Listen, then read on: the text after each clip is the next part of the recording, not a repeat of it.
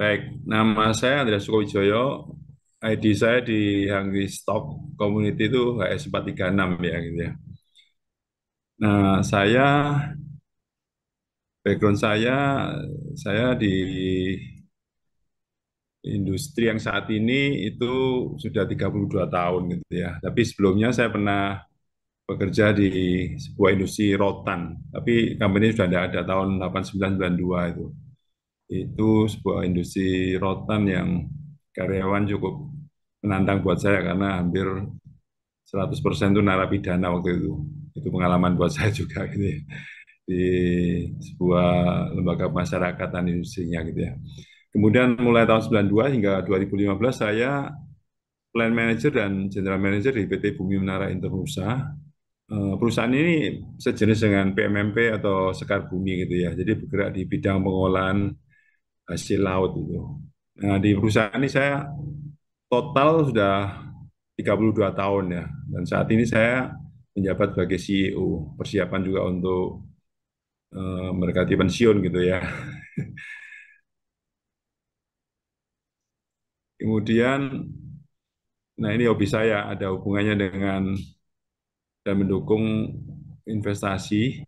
Pertama saya senang lari maraton, jadi ketika lari itu merupakan me time saya untuk merenung, bukan sedikit banyak memikirkan investasi di bidang saham itu saham-saham apa gitu sambil berdasarkan data-data yang pernah dibaca sampai ambil keputusan juga gitu ya.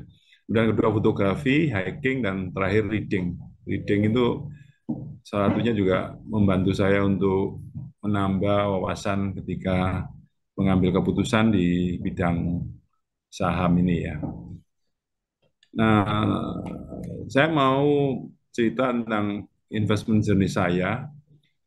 Nah, fase pertama itu ketika saya awal-awal mengenal saham itu tahun 2006, 2007 gitu ya. Zaman itu benar-benar kalau kita lihat saat ini itu zaman di mana sebenarnya gambling itu tidak mengenal saham dalam arti analisa mendasarnya, kemudian juga prospeknya, kemudian apalagi PBW CGR seperti diajarkan yang stok ya, tapi murni hanya karena FOMO aja waktu itu. Gitu. Saya ingat bahkan sampai rapat pun tuh bisa trading tuh, karena waktu itu zamannya trading masih menggunakan Yahoo Messenger. Saya ingat itu. Tapi kemudian saya berhenti karena kesibukan di pekerjaan tidak memungkinkan untuk mengikuti trading karena trading itu benar-benar butuh waktu yang harus eh, ready gitu ya, memantau pergerakan harga saham segala gitu karena trading. Kemudian saya berhenti dan case 2 itu saya mulai mencoba mengalihkan investasi saya di reksadana gitu.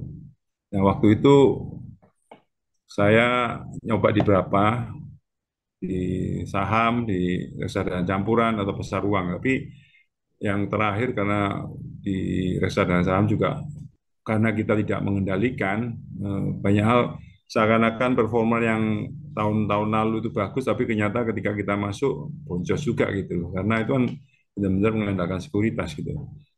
Akhirnya paling aman di campuran dan pasar uang. Itu pun lumayan ya karena dari hasil itu saya bisa mulai dapat beli rumah, beli apartemen, dan juga bisa menyekolahkan anak ke luar negeri gitu ya. Tapi itu semakin hari semakin saya kurangi dan saya mencoba juga ikut di real market ya. Saya karena bekerja di bidang pengolahan hasil laut, ada yang saya ikut di farming, jadi apa, pertambahan udang gitu ya. Kemudian ada juga di franchise. Gitu.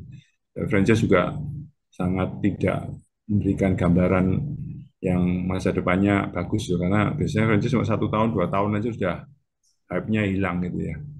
Kalau di farming, saya sampai 2019 saya akhiri karena itu bersama-sama dengan beberapa orang gitu ya. Kita jual karena prospeknya waktu itu agak naik turun karena tidak saya tidak ikut mengendalikan, saya hanya ikut saham aja dan karena suplainya juga ke tempat kami, tapi dalam pengolahan tambak itu merupakan bisnis yang risikonya tinggi gitu ya, high gain high risk gitu ya. Dan baru ketika tahun 2020 ceritanya unik ini. Kan setelah 2019 saya berhenti, 2000, dalam artian untuk semua investasi saya di luar. Nah, pada waktu COVID itu sekitar bulan April Mei gitu. Saya masih tidak nge dengan pasar saham waktu itu ya. Saya tahu indeks turun, kemudian pasar saham hancur gitu ya. Tapi waktu itu salah seorang staf saya ketika rapat itu gelisah gitu dan meriksa handphonenya. Saya tanya, kenapa kamu kok gelisah? Dia bilang, iya Pak, harga saham hancur. Nah, pada waktu itu saya ingat eh, kata-kata dari Warren Buffett itu. Ketika orang serakah, kamu takutlah. Tapi ketika orang takut, kamu serakahlah. Nah, waktu itu saya ingat dan karena berapa pengalaman yang masa lalu, saya waktu itu nggak punya rekening saham di pribadi gitu. Tapi anak saya ada, saya dana dari hasil penjualan farming saya, tambak saya itu saya tarik semua dari deposito, saya titipkan anak saya semua gitu. Kembali saya harus membuat rekening pribadi gitu. Dan mulai memilih saham-saham yang kapital besar tapi harganya hancur. Waktu itu saya ingat ya, BNI, BCA, Mandiri, INKP gitu ya. Saya masukkan itu. Nah, ya itu menjadi modal ketika berjalannya waktu, harga-harga dari saham-saham tersebut mulai pulih dan mendapatkan beberapa bagger gitu ya. Nah, ini adalah beberapa item yang waktu COVID itu saya mendapatkan bagger itu ya. Yang pertama Java itu. Java di 15 Mei 2020 saya beli 900, satu tahun kemudian bisa 1845 gitu. ITMG ini awal-awal saya bisa dapat harga 7.000 ya 13.000, tapi ini tidak saya jual ini karena saya menikmati dividen yield-nya hingga saat ini saya keep itu. Mestinya kalau dijual tuh lumayan lah itu ya. Kemudian Adaro ini juga lumayan nih waktu itu hampir 2 tahun bisa dapatan bagger juga gitu. Kemudian Bumi di tahun 2021-22 ini juga agak agak melenceng gitu karena ini agak gambling tapi saya nyoba gitu ya karena berapa masukan untung bisa dapatan bagger gitu ya. Yang PNLF dapatnya 186 bisa jual di 404 gitu. Nah, mulai tahun 2022 itu bisa mulai investasi di OCBC itu. Tapi ini pun saya masih keep itu karena lihat prospeknya ke depannya juga. Yang mungkin saya agak sesali itu yang di INKP itu. Saya bisa mendapatkan harga mulai 5.100 sampai 7.000, tapi sampai 14.000 itu tidak saya lepas karena waktu itu saya berharap INKP kan pernah hampir sekitar 20.000, maksudnya nggak bisa jadi 18.000 gitu. Nah ini kelihatannya masalah psikologi ya. Kapan kita harus berkata cukup untuk bisa menjualnya gitu. Ya, dan saya rasa itu tantangan semua gitu ya. Kita bisa memilih hal murah dan bagus, tapi ketika mau menjualnya itu yang agak ragu-ragu. Ini sudah cukup bagus, harganya sudah cukup tinggi atau belum itu, atau keserakahan kita yang tetap membuat oke tahan aja gitu. Saya masih ingat waktu itu sampai di harga 13, setelah 14.800 sudah turun. Saya masih pernah kenal Pak Lo gitu karena sama-sama pernah di sebuah yayasan pendidikan itu. Saya tanya Pak Lo, Pak Lo ngomong, loh, bukannya sudah harus jual gitu ya, karena sudah mulai turun itu. Waktu itu saya masih berharap masih bisa naik lagi itu. Nyatanya turun terus ya, sampai akhirnya ya udah saya lepas di 9.500-an gitu. Ini adalah beberapa saham yang saya dapatkan bagger selama masa mulai saya investasi dan saya mulai kenal Hungry Stock itu pada waktu awal sekitar 2021 setelah saya invest di tahun 2020. Karena saya tahu ini sebagai salah satu investasi saya setelah nanti pensiun gitu. Saya masih ingat tahun 2018 itu ketika satu masa saya tahu saya akan mendekati masa pensiun, apa yang harus saya lakukan gitu. Saya tidak mau saya kerja 9 to 5 lagi karena sudah cukup 32 tahun itu.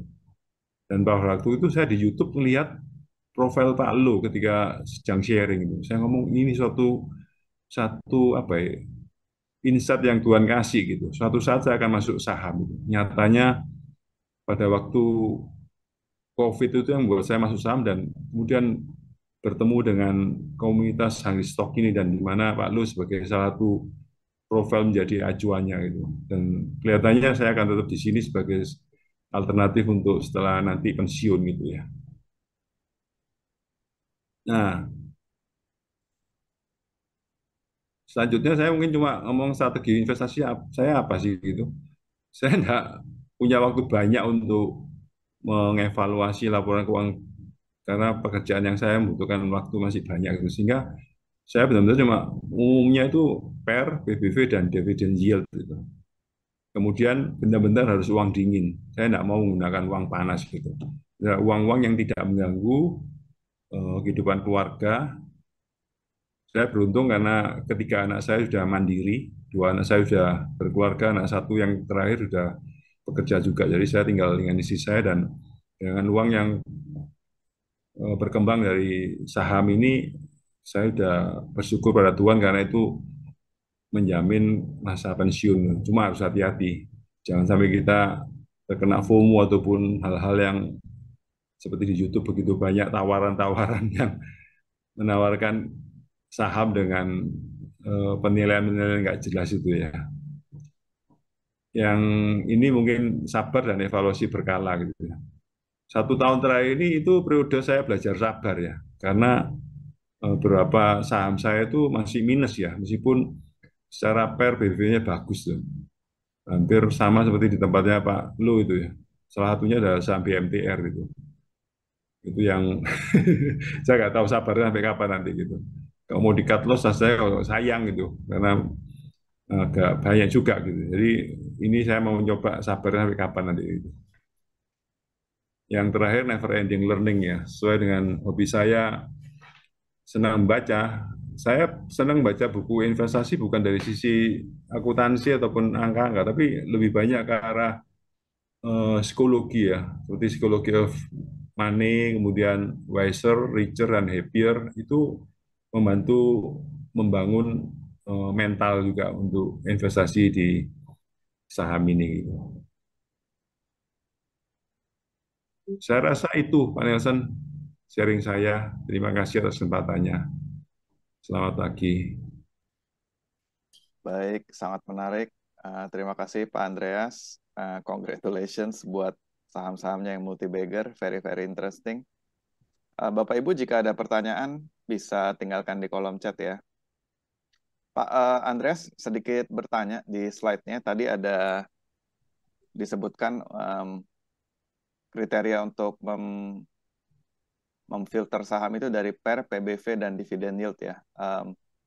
Mungkin Pak Andreas bisa kasih gambaran untuk PER PBV berapa di Pak Andreas di set bahwa oh ini saham saya akan masuk dan dividen yield di angka berapa Pak? Saya pernya itu rata-rata punya saya itu di bawah 6 ya, di bawah 6 bawah 7 gitu.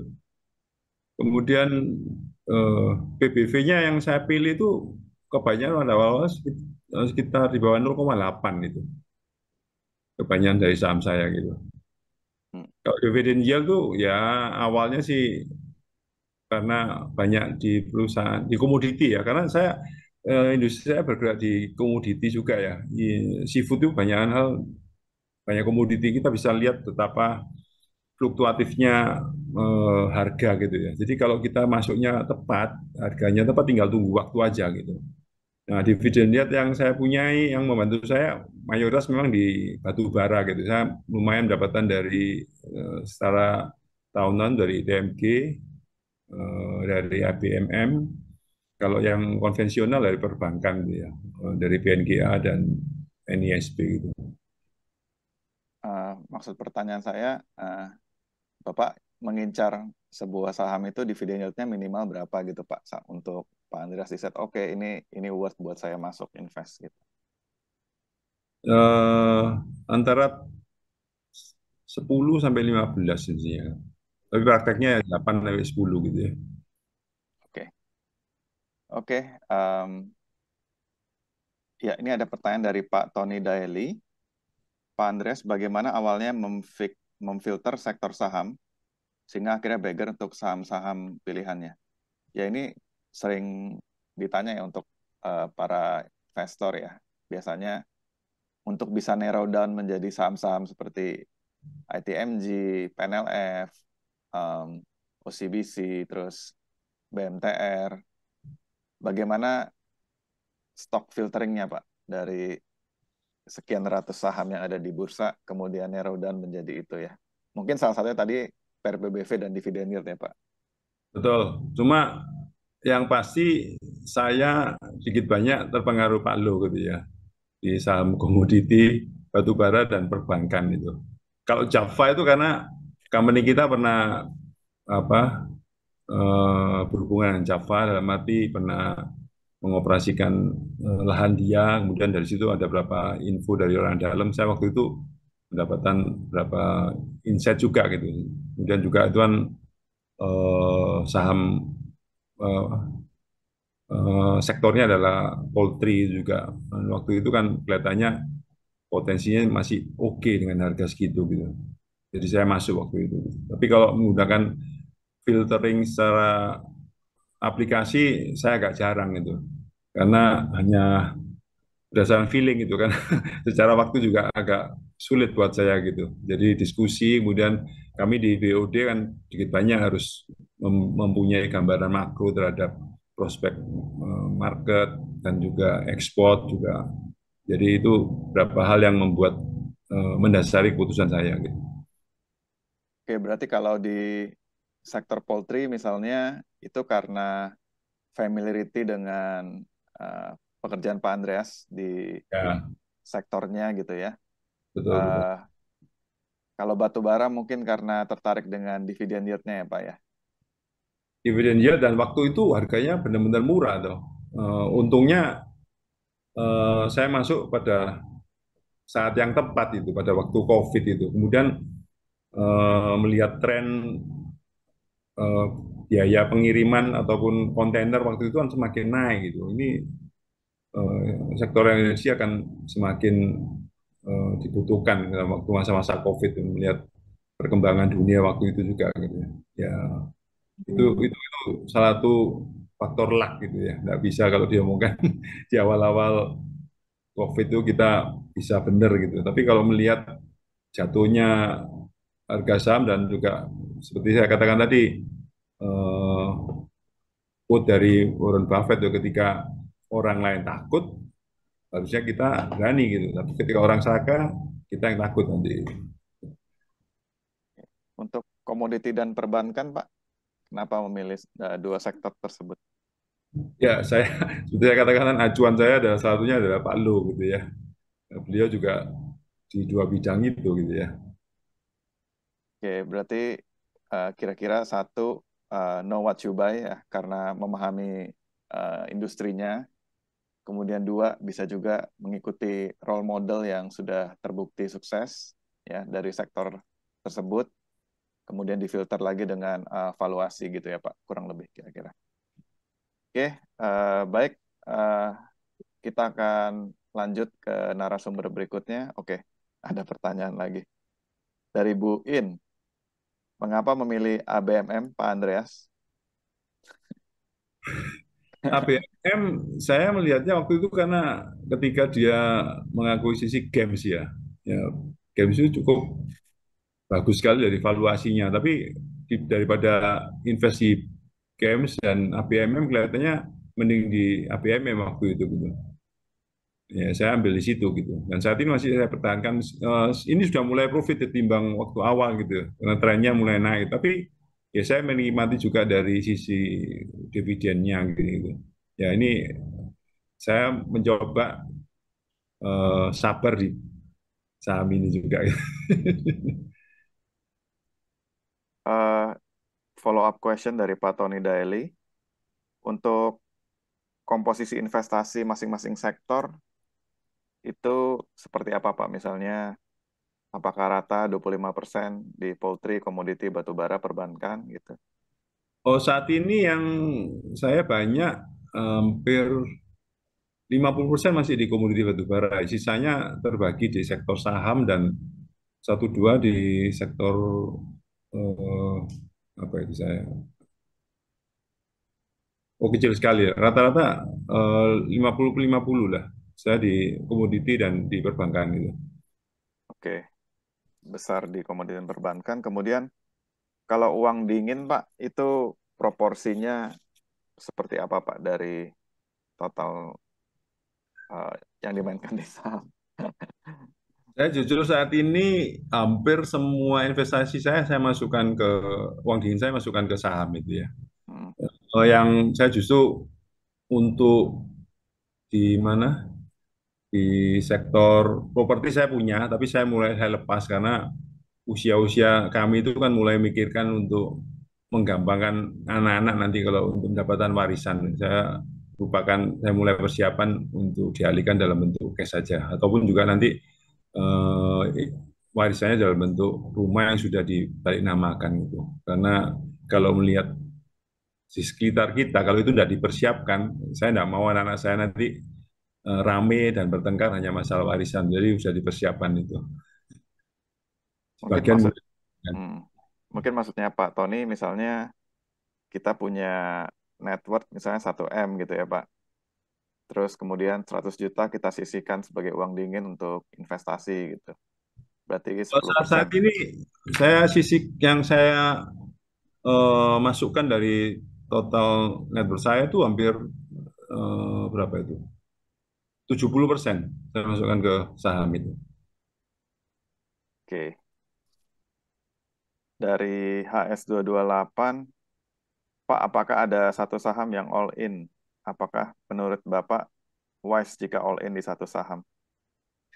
Saya tidak berani kalau satu saham ya, tapi di tempat saya sekitar ada 10 atau 12 saham, terus kita 12 saham.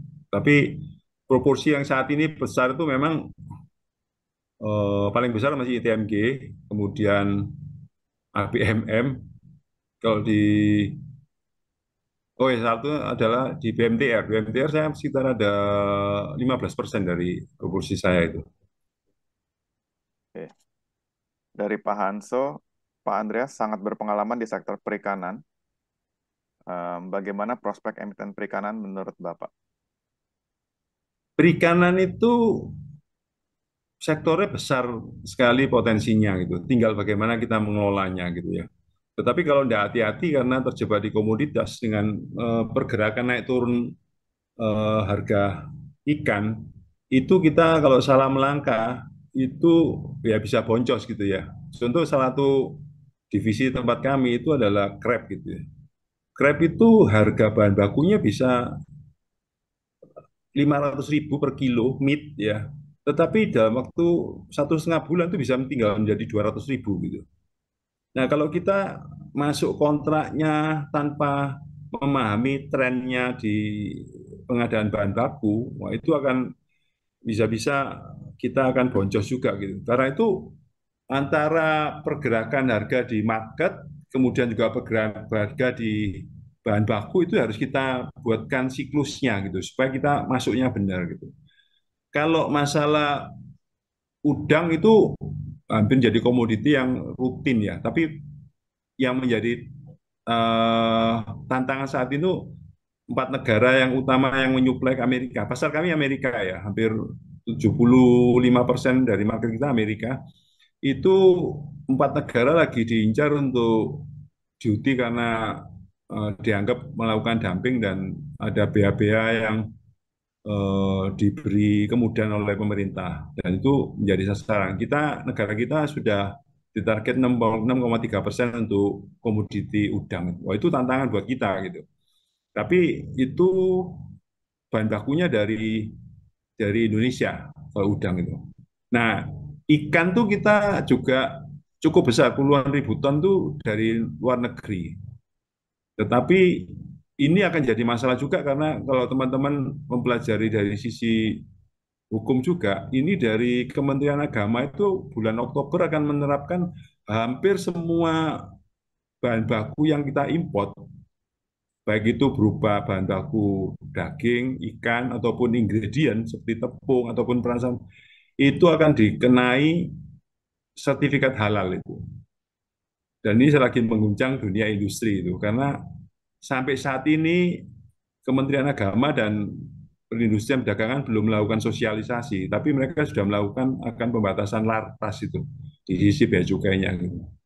Jadi teman-teman yang hati-hati emiten emiten yang bahan bakunya dari import, ini kelihatannya industri akan agak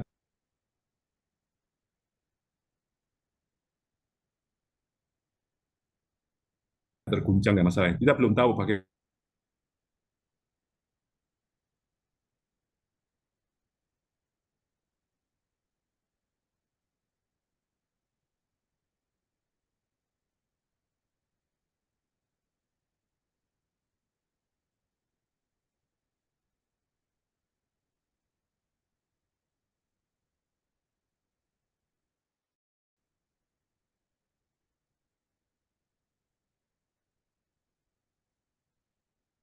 Sepertinya Pak Andreas terputus ya.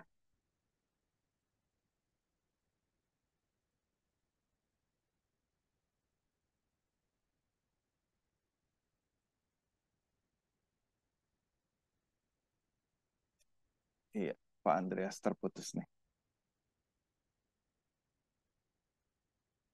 Oke, lagi seru padahal dengerin industri terguncang. Oke,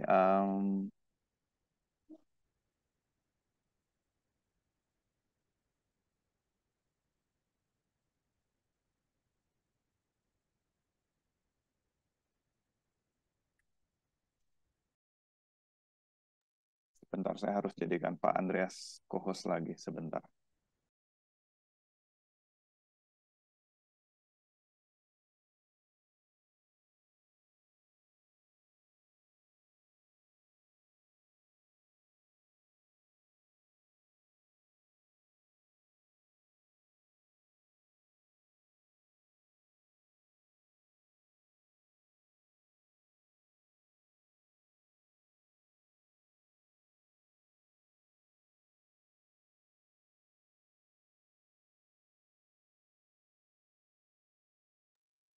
Putus ya Pak, Pak Andreas.